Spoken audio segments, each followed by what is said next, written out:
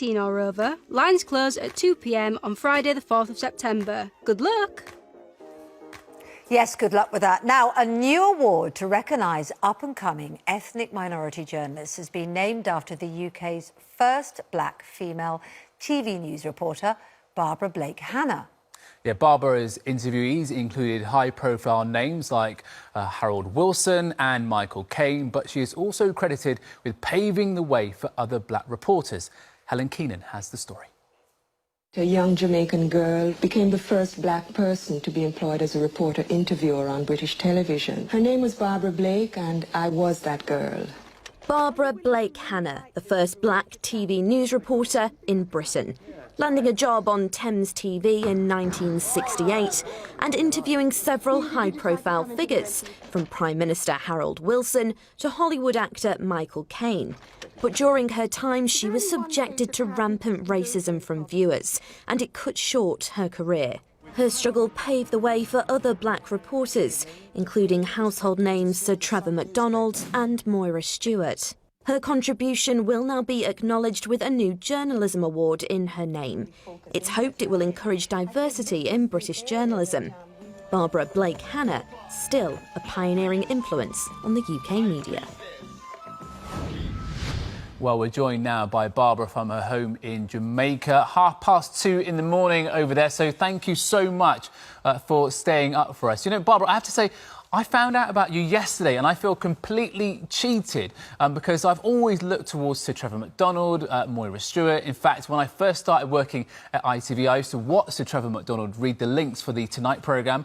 I got to present the Tonight programme, but what I didn't know is that, you know, I've obviously walked in his footsteps, so to speak, but he'd actually walked in yours. You were the first. You know, what was it like and what kind of barriers did you face?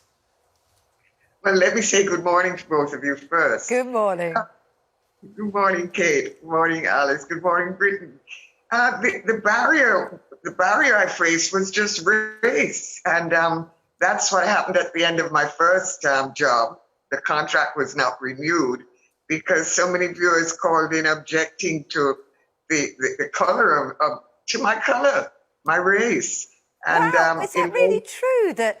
It seems so hard for us to imagine now, doesn't it, that you were there and that was the reaction? It's hard to imagine. That was 50 years ago, and that really was the reaction. You know, they wrote letters and they called the station. Unfortunately, that's just the truth. And there was nothing that was done about it then.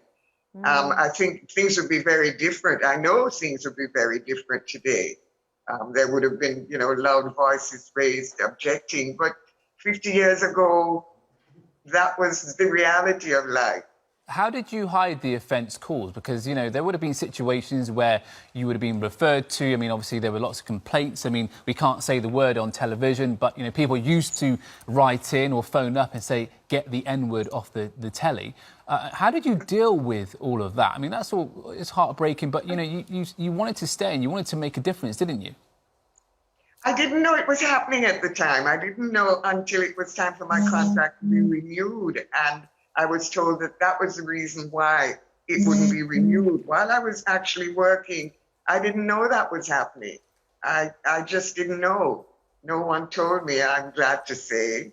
It wasn't until, as I said, the contract came up for renewal and I was told, sorry, Barbara, goodbye. Goodness me. And so that was the reaction from people watching. What about those that you went to interview? Were there ever moments on a story when you faced it? I understand that when Enoch Powell was being interviewed in the studio, you were sort of advised, is that right, to perhaps make yourself scarce? No, I was sent out on a story one evening, a bitterly cold night and a really awful story.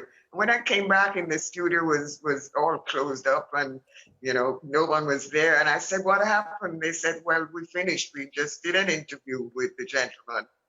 And I said, wow, I would have liked to be here. And they said, no, that's why you were sent out on that story, because he especially said he wouldn't come in unless I was not in the studio. Oh, but that was That was when I worked in Birmingham, London, Thames. No one really objected when I went out on stories. I was just a journalist, and people just accepted me. So I had no idea. No one treated me differently among the people I had to interview. What were No the one at all. highlights? I remember once I was given a story to do of the Hells Angels. They'd come to London for some event, and the Hells Angels were famous for being racist. But they were so sweet. They didn't mind at all. And the idea for the story just fizzled out because they didn't mind. They said hi. They even wrote to me years after and said, hey, we remember being interviewed by you. So on the job, no, I didn't have any problems. What were some of your highlights during your career here in Britain? Well, I would say, I interviewed a lot of people.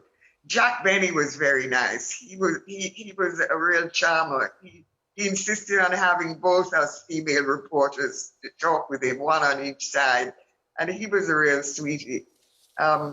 I remember a terrible story where we had to interview a man with a cat that ate oysters on the day the oyster season started. I'm glad I didn't have to do that story because I don't like oysters. Nor do I. But, so you had some good times, some fascinating times, and some very tough times. We've seen the Black Lives Matter protests this summer here in the UK and across the world. Kamala Harris, the first woman of colour to be on a ticket, the Democratic ticket over in the US. Are things changing for the better? And do you look back and think, maybe in a way, I was part of starting that change? Very much so. I want to, at this moment, give thanks to a young Black British journalist, Bree Johnson, who interviewed me for a story and brought this whole idea of an award to Press Gazette. And this is all part of the evolution of time. The Black Lives Matter movement has done a lot to make people realize the extent to which racism has affected the lives of Black people. And I'm very glad of George Floyd's death has changed the world in so many ways. It's made people really have to look into themselves and see how they affect the world, because we're supposed to live together in love, no matter what. And racism prevents us from doing that. So it's good that it's finally happening, and better late than never. And I'm glad that I'm around, and I'm glad that what happened to me 50 years ago is having some effect today, can be put to some useful purpose. Well, I keep saying it's making lemonade out of lemons.